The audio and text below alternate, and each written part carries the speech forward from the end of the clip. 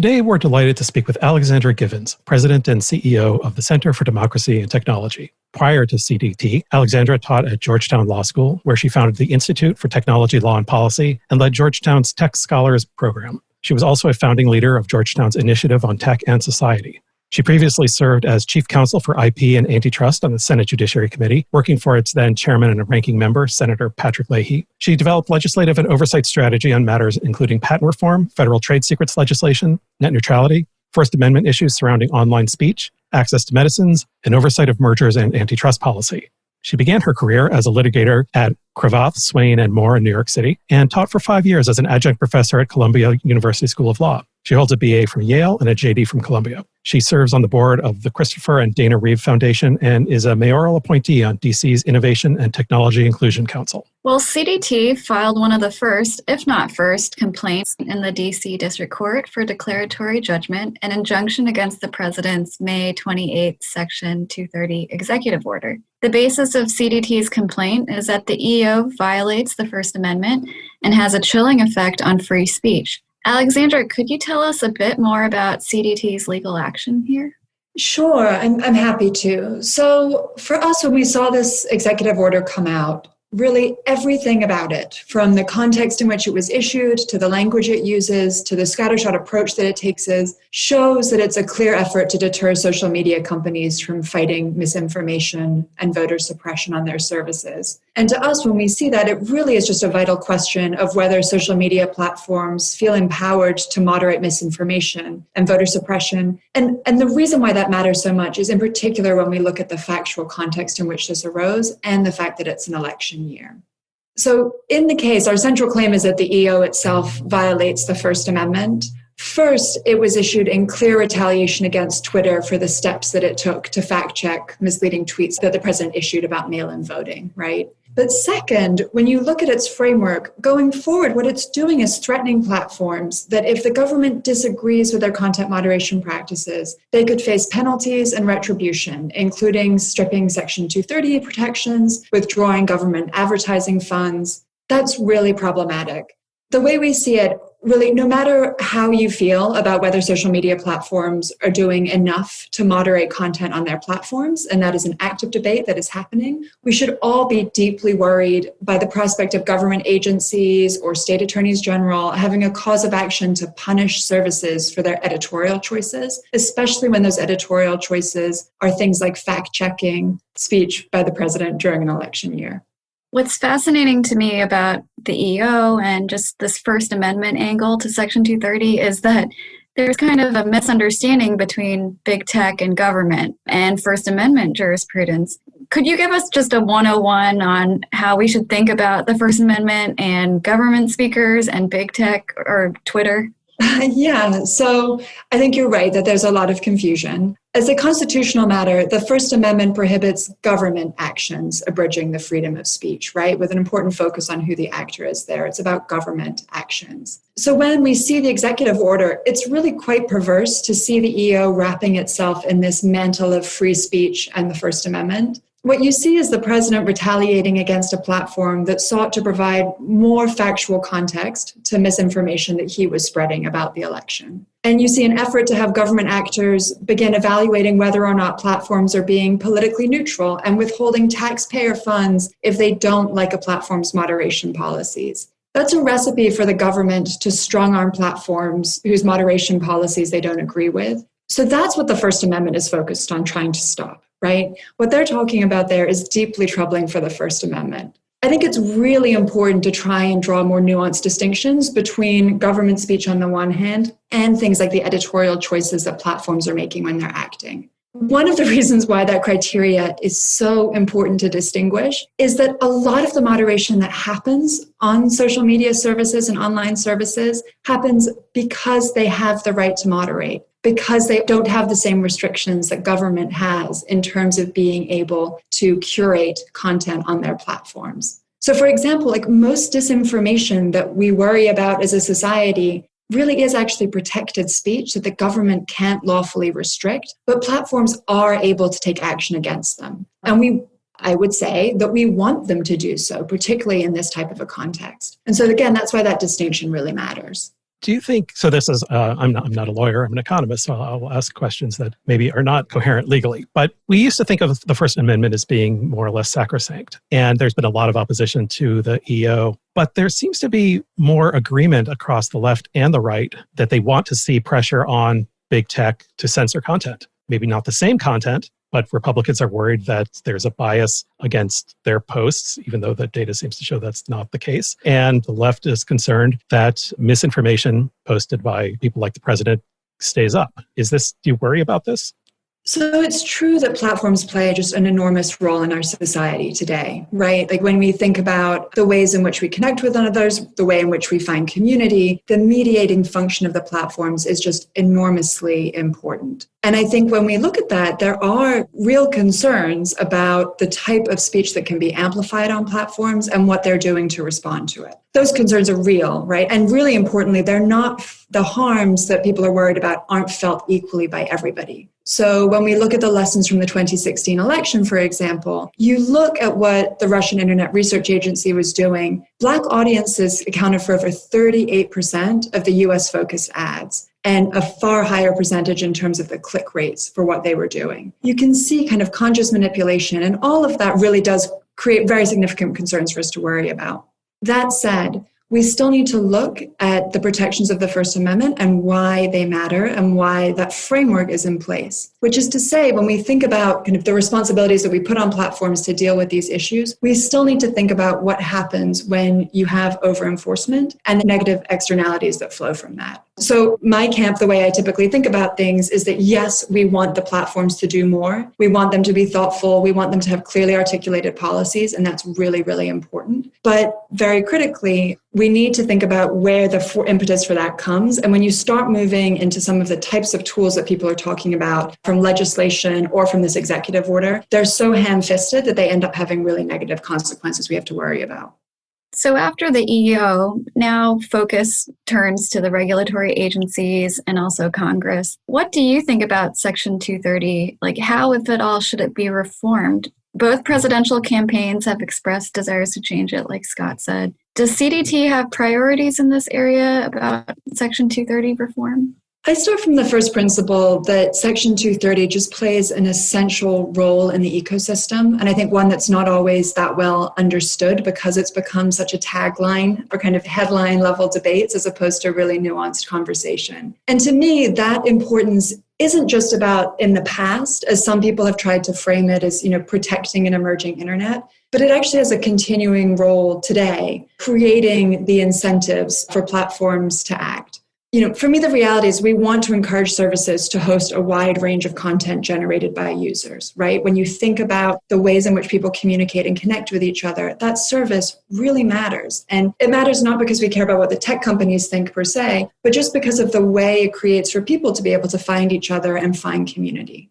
At the same time, of course, we want platforms to be able to take proactive steps to address harmful speech and to create a more kind of structured, hospitable environment on those services. And Section 230 helps them achieve that balance. So I think that often gets misportrayed, and I think that balance and the space that 230 creates for platforms to do that is really, really important. And I think when people kind of give the tagline of, let's just repeal it, they're kind of forgetting or aren't really appreciating the full benefit of that balance. And again, that really critical piece that it's the 230 immunity coupled with First Amendment protections that let platforms curate what is happening in their space in a way that can be very useful for people who are being targeted by hate speech or voter suppression efforts, for example. So that's where I start from. Now, at the same time, do I think that platforms can and should do more? Yes, for sure. And CDT has been really active in that space for a long time, and I'm happy to talk about some of the things we push for. But to me, I just get very cautious when we start to think about what the legislative solutions look like, because it is such a broad tool or a blunt tool for what is a really delicate balance and a really delicate balance of the equities on each side of that debate. How's this debate playing out in other countries where they may not have something like the First Amendment or something like Section 230, but the underlying debates about big tech at least are the same? I mean, when you talk with your colleagues in other countries, how do the things that they do differ from the things that you do when maybe your objectives are very similar?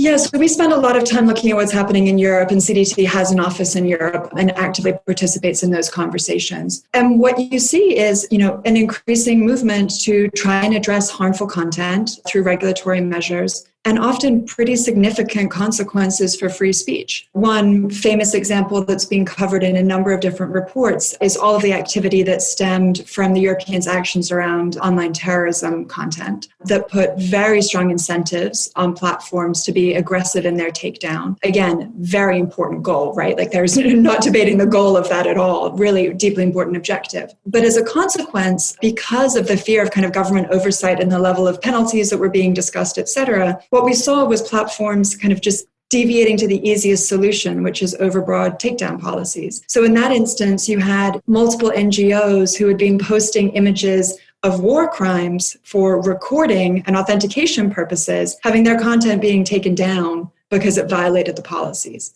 When you think about the broader balance of equities and the type of environment that we want to achieve online, that does not seem like the desired outcome. So again, to me, that's an important lesson about why we need nuance here. And that we have to acknowledge that when you add that added layer of legislation or kind of government action as the hook, very frequently the tendency is for companies to just take the safe road. And the safe road comes at the expense, in particular, of marginalized communities that are trying to have their speech heard online.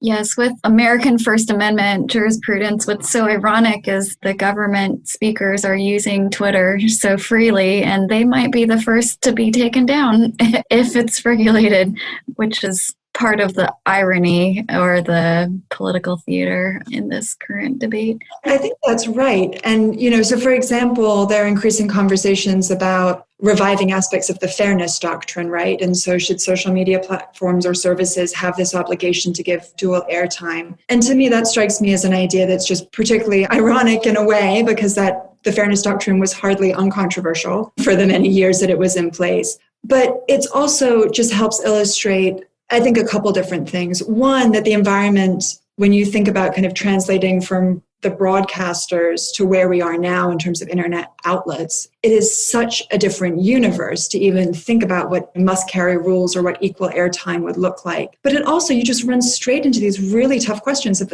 who would be the one to police that, right? How on earth would you enforce that standard? What type of chilling effect does it have when people are trying to air the voices of activists on one side of the debate, for example? So there are just, again, really serious consequences that flow from that. So it's a simplistic headline that can look appealing. But like so many things in this space, when you start to unpack it and think about the true impact of who would the arbiter would be, and then what the effects are in terms of the speech that is carried, again, you would move towards the mean. And the mean excludes voices like Black Lives Matter protesters, right? As much as it does people on the far right. So again, I think it's just another area where you have to be really careful. Do you think that techlash gets mixed up with this debate? I mean, obviously it does, that tech is getting big and powerful, but not quite as powerful as the government. How do you see, other arguments bleeding into Section 230 or First Amendment concerns? Yeah, I think you're exactly right. Part of what people are responding to is, again, just the really significant role that platforms play in our society and as mediators of information, of people's ability to come together. And those, I think, are very real concerns when we look at the nature of public discourse, the fracturing of kind of a coherent public conversation into many different filter bubbles and channels. And so I think people are rightly worried about that and look at some of the agents of change. And the agents of change have, in many ways, been the arrival of these online services that allow us to communicate in this way.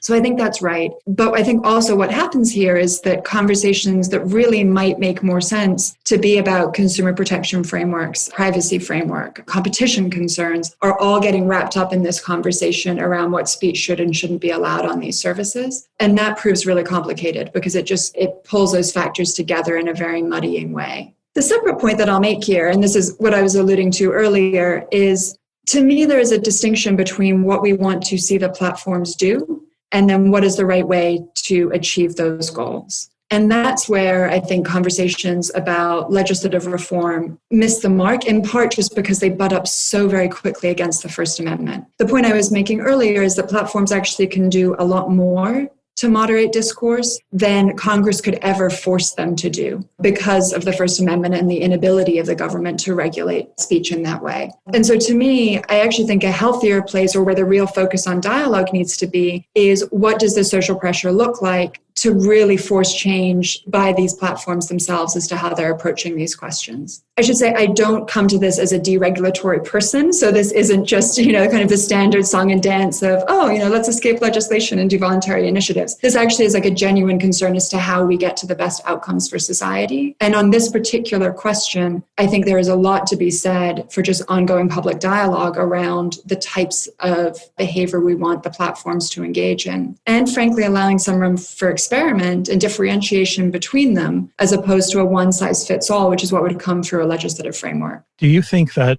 there is an answer that the tech companies can have that would be satisfactory? I mean, they either have to err on the side of taking down things that should stay up or leaving things up that should stay down. And whatever they do, somebody's going to be unhappy because our preferences are so diverse. Is there even a resolution possible? I think you're right that people are always going to be upset with the results of individual decisions, right? But one thing that we focus on a lot at CDT, and I've spent a lot of time thinking about, is at a minimum, having better clarity around the processes and trying to get more buy-in for what those processes look like, which isn't a foreign idea, right? That's how our justice system works. People, every single time a case is decided, somebody leaves the courtroom upset with how that case was decided. But the hope is at least we have faith in the institution and that the institution is applying a uniform set of rules, and we have some trust that the system has worked in its way. So, some key things that I think we really need to see have happen and are beginning to happen in some spaces, but could certainly need more work. First is for the platforms just to acknowledge the vital role that they play in the ecosystem and that they do have an active responsibility in mitigating online harm. And then starting to think more about what these processes are, right? So having clear and consistent rules and policies about what moderation practices should look like and applying them fairly across the board. I think having processes in place to help people appeal removals and decisions to keep up content are important so that people do feel like they're being heard. It's not just an automated content moderation system that is impacting their speech. And the other piece of this that I do think is really important is for platforms to consider the range of different harms, the types of things that we are worried about happening on their platforms, and calibrate responses that are suitable to that particular issue, right? So acknowledging that your response to misinformation may be different than it is to hate speech, may be different than it is to non-consensual pornography, and thinking through in each instance, what is the right response there, and making sure that they have affected stakeholders at the table as they build out what those processes look like. I think that that's a critical component just to get more buy-in into the system. Do you think, this may be pushing this in a direction you don't want to go, or that doesn't actually call for, but do you think that our existing institutions are adequate for dealing with an environment like that? So where a firm has a very clear set of rules and how it will moderate, make its decisions and everything that you described. And then are we set up to somehow deal with that? Like, is the FTC the place? Does it become a consumer harm because a firm may or may not have violated its own terms of service? Or do you lean more towards we need some kind of agency focused specifically on digital firms? Yeah, that's an interesting question. So to the extent that the enforcement mechanism here is XYZ platform lays out its terms of service, and then when it deviates from them, the FTC does traditionally move in that framework. I'm a strong advocate for strengthening the FTC. I think they need far more resources than they get. They're like this tiny guy in the corner that just fights way above their weight class, right? And particularly as so much of consumer harm now does relate to the online environment, they just need far more resources to deal with that. For me, the jury is still out on whether there's an advantage to creating a new agency in that space or just empowering the FTC. I'm a little bit of an institutionalist, so my natural tendency is to say, let's strengthen what we have and make it better, as opposed to just creating something new from whole cloth that can be slightly confusing in terms of where the responsibilities lie. But either way, I do think it's an important conversation to be had, because what it is doing is really forcing lawmakers, people in civil society and elsewhere to sit down and think, what are the goals that we're trying to achieve here? So for example, in the conversations around a digital services agency, to me, sure, perhaps content moderation comes up in that conversation a little bit, but to me, it's actually much more about privacy issues, kind of other types of consumer harm that results from online services. And I do think it's time for a really ripe conversation around what our enforcement and oversight looks like in those spaces and how we best approach those questions. So part of the solution also is like algorithmic tools. These, there's so much data flowing through these platforms. Shouldn't there be some algorithms that can filter through the user-generated content? What do you think about algorithms and how, our current institutions handle them? Sure. So on the one hand, it's very appealing, right? Particularly when you read just the horrific stories of the emotional toll that it takes on the people that are charged with doing content moderation. They have a new group that is kind of supporting them that was founded a couple of weeks ago, which is excellent. I'm looking forward to hear what recommendations they come out for kind of how to better improve the situation for human content moderators or trust and safety experts. But in that regard, the AI, I think, is in some ways appealing. On the other hand, I do think it raises real questions, and we need to proceed with caution as we think about its use. So CDT, for example, just a couple months ago, sent a letter to a lot of the online services saying this is actually, as many of them moved into increasing use of AI as a result of the pandemic and having to send people home.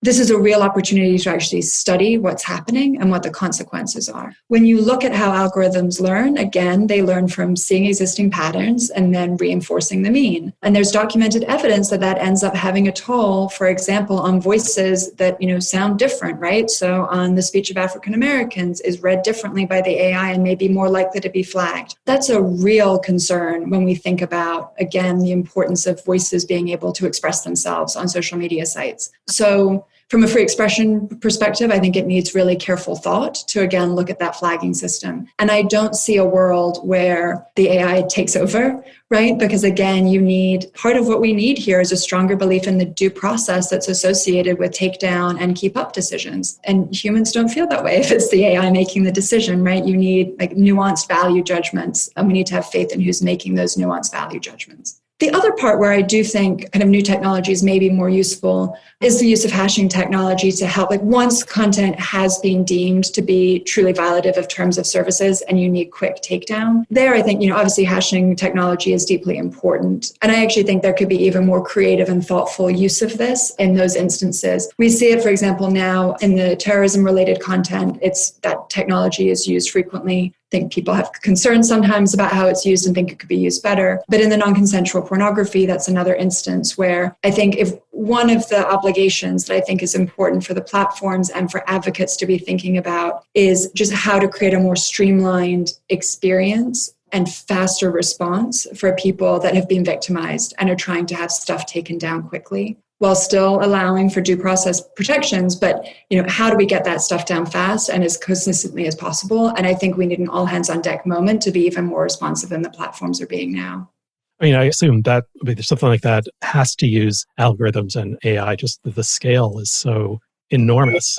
So do you think we yet have the ability to monitor the types of biases that algorithms, that AI can lead to? You had a piece in Slate, I think, about bias against people with disabilities in AI. And there's this great book by Janelle Shane who talks about all of the really bizarre outcomes AI can have. It can end up biased against attributes we don't even really even know exist until the AI decides it's biased against them. How do we police that?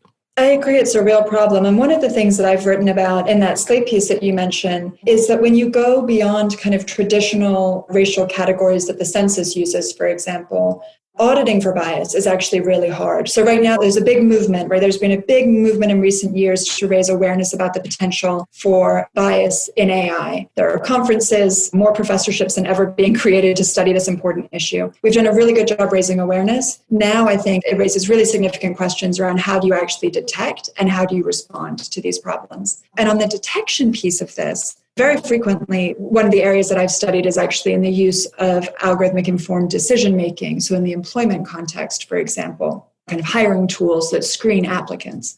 One of the ways that data scientists will tell you that they can audit is by, putting in a certain number of people and seeing, do African-American candidates make it through at the same rate as their Caucasian, within rounds at the same rate.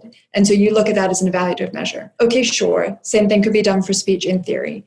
But then you start to think about far more nuanced categories, right? So if you're trying to run that A/B test to see how someone with a disability is faring, like what does your sample set look like? Which disability are you focusing on? It's an infinite spectrum. That's literally how we think about the disability community. And so it's far more complicated. The same thing happens. You see all of these articles about gender bias in AI against women. And you think, well, sure, that's fine. Like you're maybe measuring this with traditional categories of gender, but what about non-conforming genders, right? Non-traditional gender categories. I think it's a really important problem. So yes, and so then pulling it back just to tie up the loop and bring it back to content moderation practices, I think there's a lot that we just don't know about how automated tools that are flagging content may end up marginalizing voices. So again, that's why the promise of having avenues for people to flag concerns, having confidence that those concerns actually will be heard and reviewed, even if that requires, human review at a massive scale, is deeply important. Again, just because of the central role that these platforms play in our lives.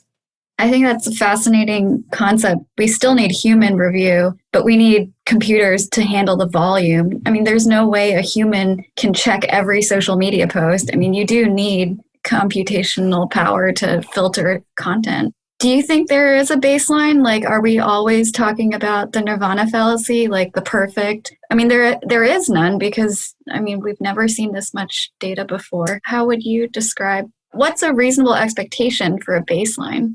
That's a great question. And I think you're right. This is going to be a case of constant striving, in part because the world outside is a horrible place, right? I mean, it's a biased place. People spew hate speech all the time.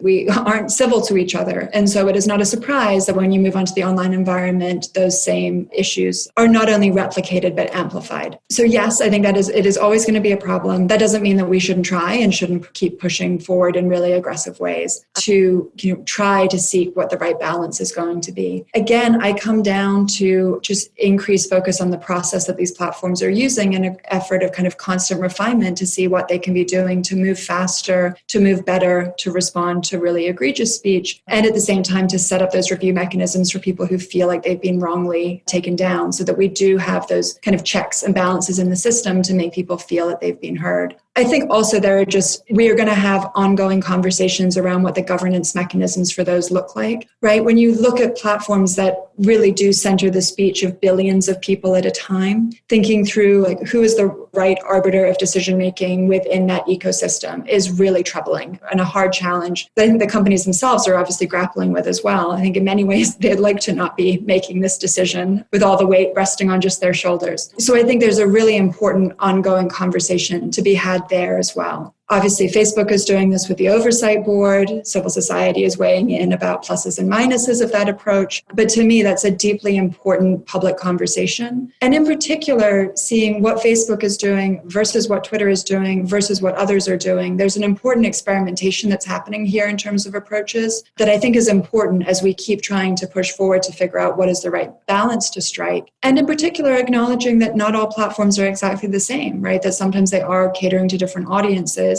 And they could perhaps have mechanisms that reflect that reality.